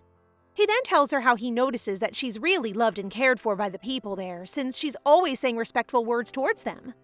Betty casually says to him that she has gotten used to that, since adults won't like it if she won't say respectful words towards them. This somehow got his attention to the point that he asked her to elaborate her experiences with that in the capital. Then, Betty casually opens up about how people always hurt her whenever she isn't respectful towards them. She was told that she had to speak up with utmost respect since she's a halfling. She was abused by those people so casually since no one really cares that much towards her. This made Terry's blood boil to the point that he stops his tea session with Betty and heads to the capital. This is too much for a little girl to bear. There, he asked an investigator to dig deeper and find out the people who did those things to Betty. And when it was all done, Terry gave those documents to the Duke, which made him fuming with anger. The documents sent by Terry and the documents from their spies are really different. There are lapses that he didn't see. He even thought that the capital is good for Betty due to her health condition, but it turns out that she experienced hell there. This was only done by one person, Pina. Before the guards even get out of the room to look for her, Carl enters, and behind him is Terry holding Pina. Now's finally the time where she'll be confronted by those horrible things that she did. The next morning, Betty is so excited to finally finish decorating the banquet. But then she remembers that her father didn't give her his permission yet to join the party. She exits her room and goes to her father's office. But before she can even enter the room, she hears Pina's voice. The door is slightly open, so she sees Pina kneeling in front of her father, guilt-tripping him by saying that her sister is looking at them down from heaven, and that he shouldn't do such things. However, that only made the Duke want to punish her more. Atera and Carl are there looking at her too. Right there and then, all the revelation begins to unfold. How harshly Betty was treated, and how all the money that the Duke sent to her vanished. The moment Betty hears that, tears start to form in her eyes as she realizes that her father really did send her money. So he really did support her for years, but she didn't even receive a single penny. She even had to wear the same outfit for years despite her clothes having holes. However, can the hole in her heart be sewn like clothes? Despite the struggle she had to endure for years, the only thing she wanted was to receive love. Finally, she enters the room. Her father looks shocked that she was there all the time. She looks at him with eyes desperate for answers, and finally, she asks him if he ever sent her money or if he ever cared about her. Guilt lingers in his body. He looks down as he says that he did. He did send her money, and it's pretty obvious that he cares for her. She's his daughter after all. For Betty, all of this is unbelievable. All her life, she had no one. She wrote letters for him, but got no response. She's been all alone her entire life. She believed that she had no one. Pina made her believe that she was alone. She looks at her father as she confesses that she had always thought that he didn't come to see her because he hated her. If you only knew how much your father cares for you, Betty! But that's completely absurd because he didn't hate her, not even once. He spent all those years protecting the border in hopes that it would keep her safe. But now, he regretted that. He regretted that he wasn't able to protect her during that time. Slowly, he puts his hand on her tiny shoulders and leans his forehead on hers. Tears are falling from his eyes as he apologizes for his actions. By then, he won't ask her to forgive him, but how can Betty not? He's her father. Suddenly, the Duke hugs her, and in an instant, it's as if that hole in her heart that she thought would never be filled is now filled with family love. All of a sudden, Pina interrupts them and even shamelessly asks Betty to speak up for her. How can she? She never even cared for her and even separated her from her father. If not for her, she wouldn't have died. The Duke angrily ordered the servants to take Pina to the basement. The moment she hears the word basement, she immediately tries to explain her action, justifying it by telling that taking away the money was just a minor act. Well, the Duke thinks that calling it a minor act is completely absurd. The servant hands a paper to the Duke with all the lists of horrible things that Pina had done to Betty. Embezzlement of money, abuse, ignoring servants who bullied her, and not making him know about the law that prohibits households with more than 1,000 soldiers from entering the city. Throughout this time, Pina was planning to engage Betty with someone. That's why she didn't even bother letting him know about it. All those years, the Duke was tricked by her that his baby was okay and healthy. He even thought that the letters that he received were from Betty, but they weren't. Hearing all this, tears are forming on Betty's eyes. She misunderstood all of it. Her father really cares for her. You're such a monster, Pina. You were trusted to look after her, not abuse her. The Duke kneels as he wipes away the tears from her eyes. With a comforting voice, he tells his daughter that ever since she was born, no day has passed that he didn't love her. He loves her and forever will because she's his daughter. A faint smile flashes on her face when all of a sudden, she loses consciousness. Worried sick in the room, the Duke asks the doctor if Betty is sick. The doctor smiles as she comforts him, saying that she isn't. She just lost consciousness because she cried too much. Suddenly, he asks Carl to look after Betty since he'll take care of Pina. Carl wants to go with him at first, but the Duke tells him that it's better if he'll stay. In the basement, Pina's face lightens the moment she sees the Duke. The moment she gets out of the cell, he smiles at her, telling her that she's right after all. He won't harm her for such minor things. But that smile vanishes the moment she realizes that they're heading to the interrogation room. The Duke looks at her intensely, telling her that she has to pay 100-fold for what she did to his daughter. The moment Betty's eyes open, the very first person she sees is Carl. Carl notices that Betty's eyes were bloodshot, and if she ever shapeshifts by that moment, she'll probably turn as a rabbit and not a squirrel.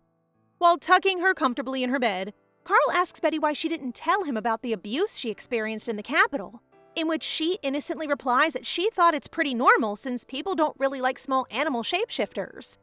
Carl thinks that's ridiculous. It's not and will never be normal to experience abuse and harassment. It's just really sad that all of these became such a normal thing for her. He stares at Betty's eyes and makes her promise to tell him whenever she experiences those things again. All of a sudden, the Duke enters and agrees to what Carl had said. Everyone who dares to do those things to her again will suffer the consequences of their actions. Again, tears form in her eyes as she realizes that she now has a family. There are now people who love her and care for her. All of a sudden, Betty tells her father how much she wants to go and see her Aunt Pina since she stole her money. The Duke appreciates how much she wants to get it, but still thinks that it'll be better if they send their man. However, considering that Betty knows her better, she still wants to go with them. But with her condition, he can't let her do that right now. He can only let her go to Pina once she gets the medication. Condition? Betty is unaware that she has some kind of condition. It turns out that she was frail since birth and Pina has the medication for it. It turns out that the second prince, a snake shapeshifter who has the innate ability to make poison or medication, made some medication and gave it to Pina. Suddenly, Betty feels insecure with her shapeshifting skills. Her father notices the difference in her mood. So he comforts her, telling her that everyone's awakening period is different, so sooner or later she'll get hers too. Just with that, a ray of smile flashes on her face, telling him that she isn't minding it anymore.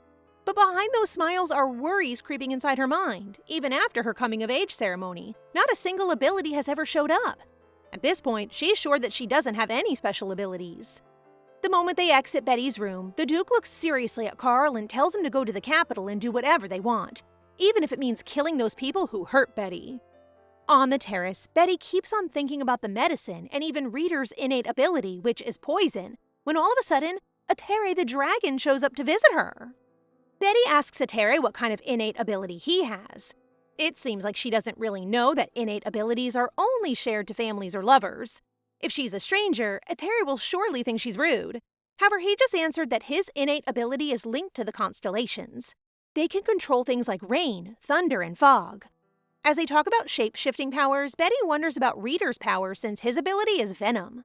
Atel wonders why she knows that, though he argues, isn't it natural since a snake shifter's innate ability is either secret medicine or secret venom? However, for him, all of this doesn't really make sense. Last time he heard that the second prince's shape-shifting power isn't strong enough to have a vengeance ability. He really had no idea that his powers had awakened. However, despite what he said, Betty isn't really sure with all of this. It still can be poison and not medicine. The next morning, the Duke visits Pina together with Betty. The moment Pina sees Betty, her face turns sour as she yells at her, asking why it took her such a long time to visit her. And because of that, the Duke's aura darkens as he points out her attitude, causing her to quickly act nicely. Betty then asks Pina about the medicine that the second prince gave her. Pina's face suddenly turns strangely kind as she quickly reassures her that the medicine is good for her. But is it? Betty doesn't really believe her. She looks at her and wonders if that isn't really medicine, but rather a poison.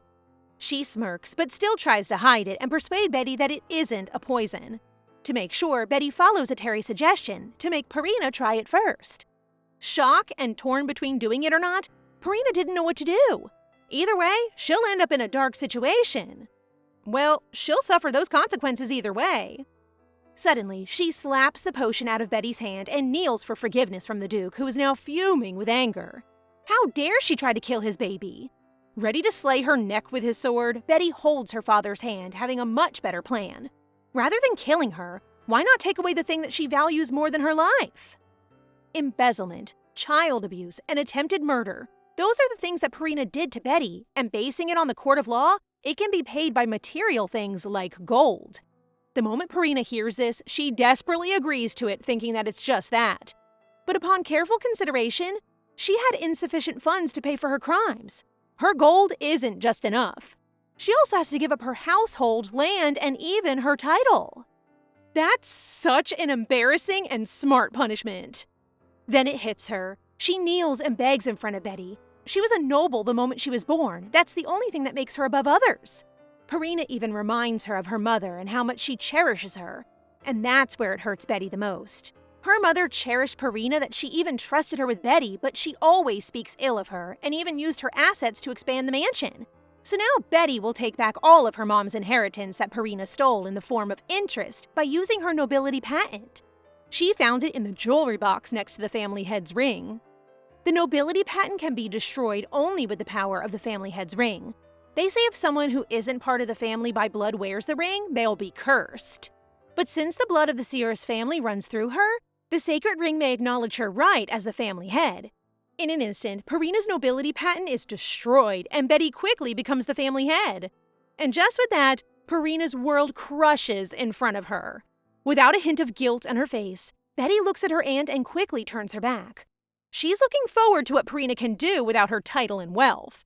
However, the Duke isn't really content with what his daughter did. Before he even exits the basement, he looks at the knight and asks for something. And when he left, the knight drags Pina into a cell full of human bones, where she had her last breath as she was attacked by a monster, leading to her gruesome demise. Meanwhile, a spy reports to the queen that after Pina is sent to the prison in the basement of Gonggong, the information is cut off. After knowing this, the queen is angry since the Duke may find out about the snake man's poison and thinks it may make the Duke suspect that the royal family caused it. The queen then commands the spy to inform others that a stranger's evil hand steals the royal poison, making it clear that the royal family has never hurt anyone.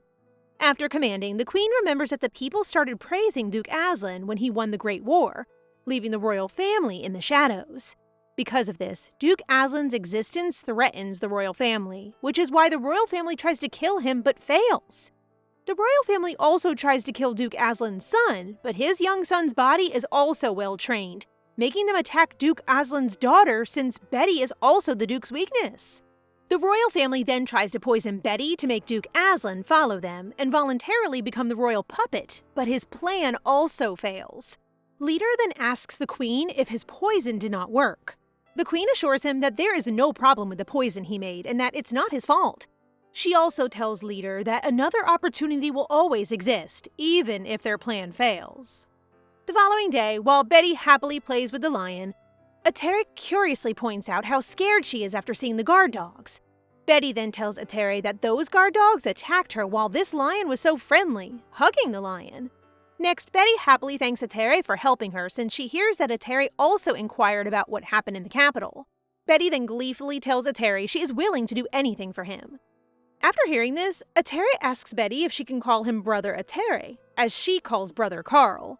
But then Carl appears in front of them with a murderous aura and angrily tells Ateri that he has no right to make Betty call him brother. Still startled, Ateri then tries to defend Betty, saying that Betty is why he ran with his bare feet. Thus, it is enough to consider him also her brother, which Carl quickly disapproves of.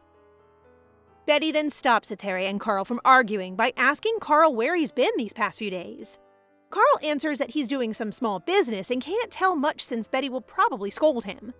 Ateri then interferes and again asks Betty to call him Brother Ateri.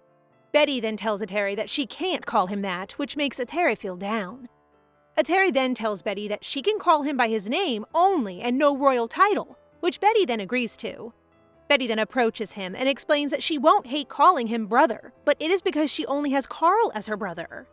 After that, while Betty walks in front of them, Carl reminds Ateri to treat Betty as his sister and nothing more. The busy preparation for the banquet is finally done in the following days. After seeing the outcome, Betty feels satisfied and asks Ateri what he thinks about the banquet. Ateri then tells Betty that he is surprised since he didn't know he would find this kind of elegance in the north, since the place before does give off a sense of dryness and stiffness. True enough, the guests are taken aback by the sophistication of the place, a sight that leaves them in awe. Hearing their praises, Betty smiles, knowing she had foreseen the banquet's success. Then it's Duke Aslan's turn. His eyes shine with pride as he takes the stage. He welcomes everyone, but his focus is on his daughter Betty. He praises her for the banquet, and his words are a testament to his admiration. He continues to talk about Betty, his praise unwavering until his butler reminds him of the main event. Duke Aslan then introduces Betty to everyone, his pride evident in every word, filling the room with the warmth of family support. After, Betty greets everyone and informs them that she has a special gift to share. As she unveils it, the guests' expressions change, their curiosity turning to surprise upon seeing the unusual green liquid. Betty then explains that it is an herbal tea made from the walnuts that is good for one's health. She adds that green things don't always taste good, setting the stage for a magic trick. She creates a flame, causing the green liquid to melt and transform into a beautiful yellow color, captivating the guests. As the guests enjoy her tea, Betty reflects on her journey. She had prepared this tea as a safety net, a plan B in case she was rejected. But now she realizes it's not necessary. She has a loving family by her side, a testament to her personal growth and resilience. While the guests are busy dancing on the dance floor, Betty sits at the side and is amazed by what she sees since this is her first banquet. But then, her eyes begin to drop. Noticing this, Duke Aslan approaches and carries her to her room. While they're walking, Betty requests that the Duke write her a letter, which the Duke gladly agrees to.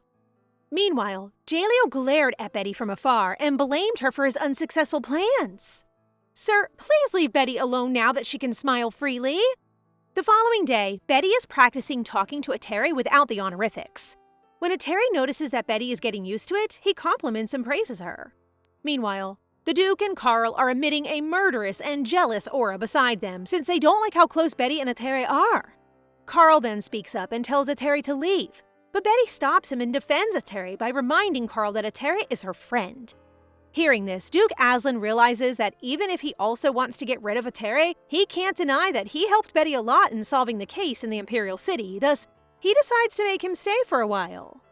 The following day, Frederick and the other officials report to Duke Aslan that the royals informs them that they regret what happened about Tuesday's Vidocq usage. They also notify the Duke that there are also victims since their Vidocq was stolen, which the Duke finds intriguing. Duke Aslan then commanded them that every trade between the Essen Kingdom and Bruklik Kingdom would not be allowed in the Imperial City, thus predicting that the royal family would suffer a massive loss from the embargo. Frederick then points out that gold products and silk will be cut down, therefore they can refuse the royal family's help in the preparation. But one official points out that they must wait to do it since the king directly wrote a letter of grievance. They can also not find any evidence either. Hearing this, Duke Aslan starts to get angry. Noticing this, Frederick starts to alleviate the Duke's anger by talking about how brilliant Betty's idea is. It will help them with food supply since it's been cold lately and famine might occur. Remembering this, Duke Aslan smiles and instructs Frederick to prepare a gift for Betty. Betty again saves the day. After instructing, the Duke remembers the first time he held Betty in his arms, and right then and there, he knows that he's willing to give her anything. Next, Betty arrives at Duke Aslan's office and wants to give him the warm potion that enhances fatigue, which makes the Duke happy, but Betty panics after realizing that she might drop it. Thus, when she tries to find it in her bag, some papers fall from it, which causes her to panic. Betty then tries to calm down, since the Duke might think it's just ordinary papers. Then Carl notices that they are letters and helps Betty pick them up. While helping her, Carl notices that the letter has his father's handwriting and curiously asks Betty why she carries it. Hearing this, Betty grabs the letters and explains to them that these are precious treasures that her father wrote. She knows it might be weird to keep letters, but for her, they are a treasure, especially the sentimental things that the Duke wrote to her, since she did not receive a single letter in the past. Hearing this, the Duke then promises Betty that he will write 10 times a day for her. But then Carl stops him and tells him that he'll be the one to do it, since the Duke might be busy. Yeah, right. It's more like Carl is jealous because Betty might like the Duke more than him. Next, Duke Aslan talks about Betty's upcoming birthday, which Carl also remembers, and then suggests a gift they will give Betty. Still, their talk is interrupted by Betty, who curiously asks him if a birthday present exists and that it is not only books. Duke Aslan and Carl look at Betty and tell her that they always send her birthday gifts yearly, but Betty tells them that she has never received anything special. After hearing this, Carl and Duke Aslan are enraged and give a murderous aura, thinking of wanting to kill Pina and that the punishment they give her is lenient after knowing what Pina did. Betty then excitedly asks them if there will also be a birthday cake during her birthday, to which Duke Aslan agrees. Next, Duke Aslan instructs his men to prepare the grandest birthday party for Betty, and notes that the price doesn't matter. They gladly agree and proceed to organize the party. Meanwhile, Jaleo is angry at how the guards treat him and calls them idiots because they can't recognize the next patriarch. One servant then informs Jaleo that a guest from the capital will soon visit. Jaleo then asks who it is, and the servant tells him the name. After learning this, Jaleo asks if it is true, which the servant confirms by showing him the letter. Knowing this, Jaleo smiles and comments that the snakes are awake. The following day, while Betty is reading about the magic stone, she suddenly remembers Reeter. Before returning to life, Reeter sold the magic stone he found to the aristocrats and bragged about the huge profit he gained. Thus, Betty wonders when he will find the stone and how Reeter will do it. Betty's thoughts are cut off when a maid informs her that Duke Aslan wants to see her. Betty then starts to wonder why Duke Aslan called her upon arriving at the indoor garden. Duke Aslan and the other people surprise Betty with a party. Upon seeing this, Betty informs Duke Aslan that it is not her birthday while excitedly scanning the whole place. Duke Aslan then tells her he can do this any time, not just during an occasion. Next, Duke Aslan presents Betty with a pony while telling her that it's an Alipe foal, and that she can ride it in the duchy. Betty then approaches the pony and starts to play with it. An expensive horse to play around with? The Duke loves her very much. While Betty is busy playing with her new horse, Frederick reminds the Duke about his meeting. Thus, the Duke informs Betty about this. When the Duke is about to leave, Betty thanks her father for the present. The Duke then tells her that she doesn't need to be formal and that all he wants as a thank you is for her to smile. Hearing this, Betty looks and smiles at him warmly. At the office, they look at the list of people visiting from the capital to discuss the war fees. Carl then points out that Reeter is also one of the guests. Frederick comments that usually only important vassals can come when they want to talk about money, but since the second prince is also on the list, it might mean something else. Duke Aslan thinks that Reeter's arrival might interrupt Betty's marriage, so he thinks that it is good since he doesn't need to visit Reeter anymore. Duke Aslan then instructs Frederick to prepare for their guest while giving a murderous aura.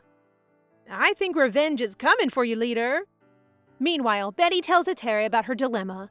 She receives a gift from her father and cannot think of anything to give in return for the Duke. Hearing this, Atera tells Betty that he knows what the Duke likes and that the Duke will surely love it. He then tells Betty that she only needs to call the Duke Papa. After hearing this, Betty thinks Atera's plan is absurd. That night, Betty still thinks of a gift for Duke Aslan and suddenly remembers Atera's suggestion. But when she looks at the sky, she notices the star and realizes it is Atel. Atel then asks Betty why she's outside and states that she might freeze. Betty then replies that it is Atera's fault since she wants to show her gratitude to her father, but his suggestion is so simple that she only needs to run to the Duke and call him Papa. Betty then tells Atel that she's disappointed since Atera is just making fun of them. Hearing this, Atel tells Betty that Atera's plan is favorable, and Betty agrees to use Atera's plan. Atel then informs Betty that he'll be leaving for a while since Atera is requested to move since a guest from the north will arrive. Atel then assured her that it will only be for a while and that he would return soon. When Betty arrives at the table a few days later, Duke Aslan shows her the fruit biscuits he prepared. Betty then proceeds with her plan, runs to the Duke, and calls him Papa. After hearing this, the Duke spills the biscuits, thus making her think he hates it. Still, the Duke assures her that she can call him anything she wants and turns to Carl. But then Carl quickly tells him that he will never call him Papa, to which the Duke replies that he's just showing off. Next, while Betty is busy picking berries and remembering the Duke's happy face, Reeter suddenly approaches her, which shocks her. Reeter then tells Betty that he feels lucky since she still remembers him. "Please, someone grab a shovel! There's a dangerous snake in the yard!" Noticing that Betty keeps staring at him, Reeter assumes that Betty is just like any other person who wants his attention, and that her slapping him during their first meeting is obviously because she wants to get his attention at all costs. Reeter then tells Betty that he understands her actions, and that she only acts that way because she wants him to notice her. Hearing this, Betty looks at him weirdly and laughs after seeing that Reeter's tooth fell out.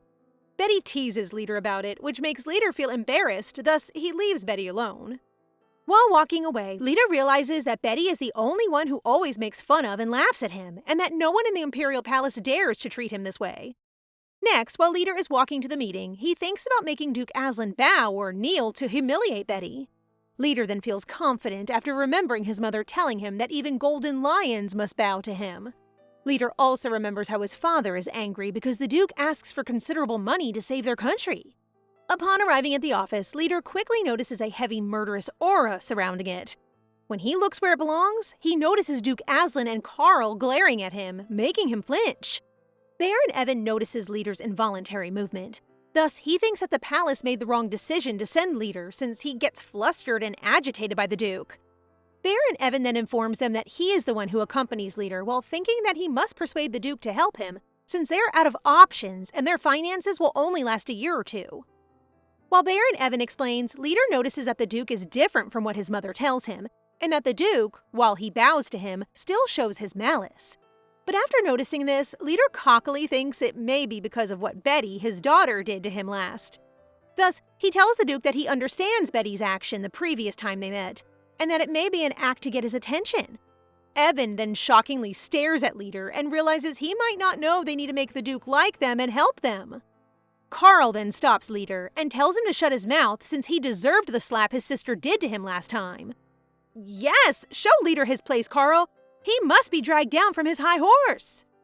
Duke Aslan tells Reeter that Carl is correct, and that Reeter should have been grateful to Betty, while mocking what is the purpose of saving a prick who is trying to force a marriage without his daughter's consent.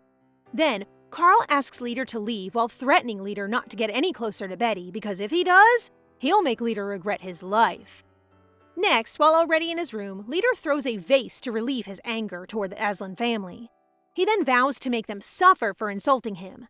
Afterward, Reeter calms himself and remembers Jaleo telling him that the good things come after the challenge is over. Thus, he also vows to make those lions know who their true master is and make them kneel. Meanwhile, Carl visits Betty in her room and reminds her not to trust snakes or reptiles, especially dragons. This is more like don't trust Reeter and a Terre reminder. Carl is still jealous of a Terre. A few days later, while in her squirrel form, Betty is enjoying an acorn on top of the tree when she suddenly sees Reeter and Jaleo talking secretly. Betty has stumbled upon the two's secret meeting. Jaleo greets Reeter, who states it is their first meeting since they only communicate through letters. After hearing this, Betty realizes that they have known each other before and are already quite acquainted. Noticing that Reeter is scanning the place, Jaleo assures him it is safe to talk since he can guarantee that there are no guards during this shift, and that there are not many obstacles around so they can easily see someone coming. Jaleo then asks how Reeter's meeting with the Duke went, to which Reeter replies and points out how rude the Aslan people are. Reeter adds that Betty made fun of him when he said he would accept her as his fiancée, even though she had many shortcomings. Hearing this, the squirrel Betty starts to squeak in protest but stops and hides when Reeter looks her way. Next, Jaleo reports to Reeter that their plan is running smoothly and that the place they bought is astonishing. Nobody, even the Duke, can find its entrance. When Jaleo starts to talk about the magic stone, Reeter quickly stops him and reminds him never to speak of it, and Jaleo quickly apologizes. After their talk, Reeter and Jaleo walk in opposite directions to avoid suspicion. After hearing everything, the squirrel-formed Betty, who smiles after hearing about the magic stone, exudes the same malicious, albeit toned-down aura of the Aslan family. Yeah, ruin their plans! You will make the cutest villainess! We'll stop here for today, guys. Yes, I know you want more. Don't forget to ask for the next part in the comment section. Thank you guys for watching and for your support. Please subscribe to the channel. It helps us a lot. Till the next one.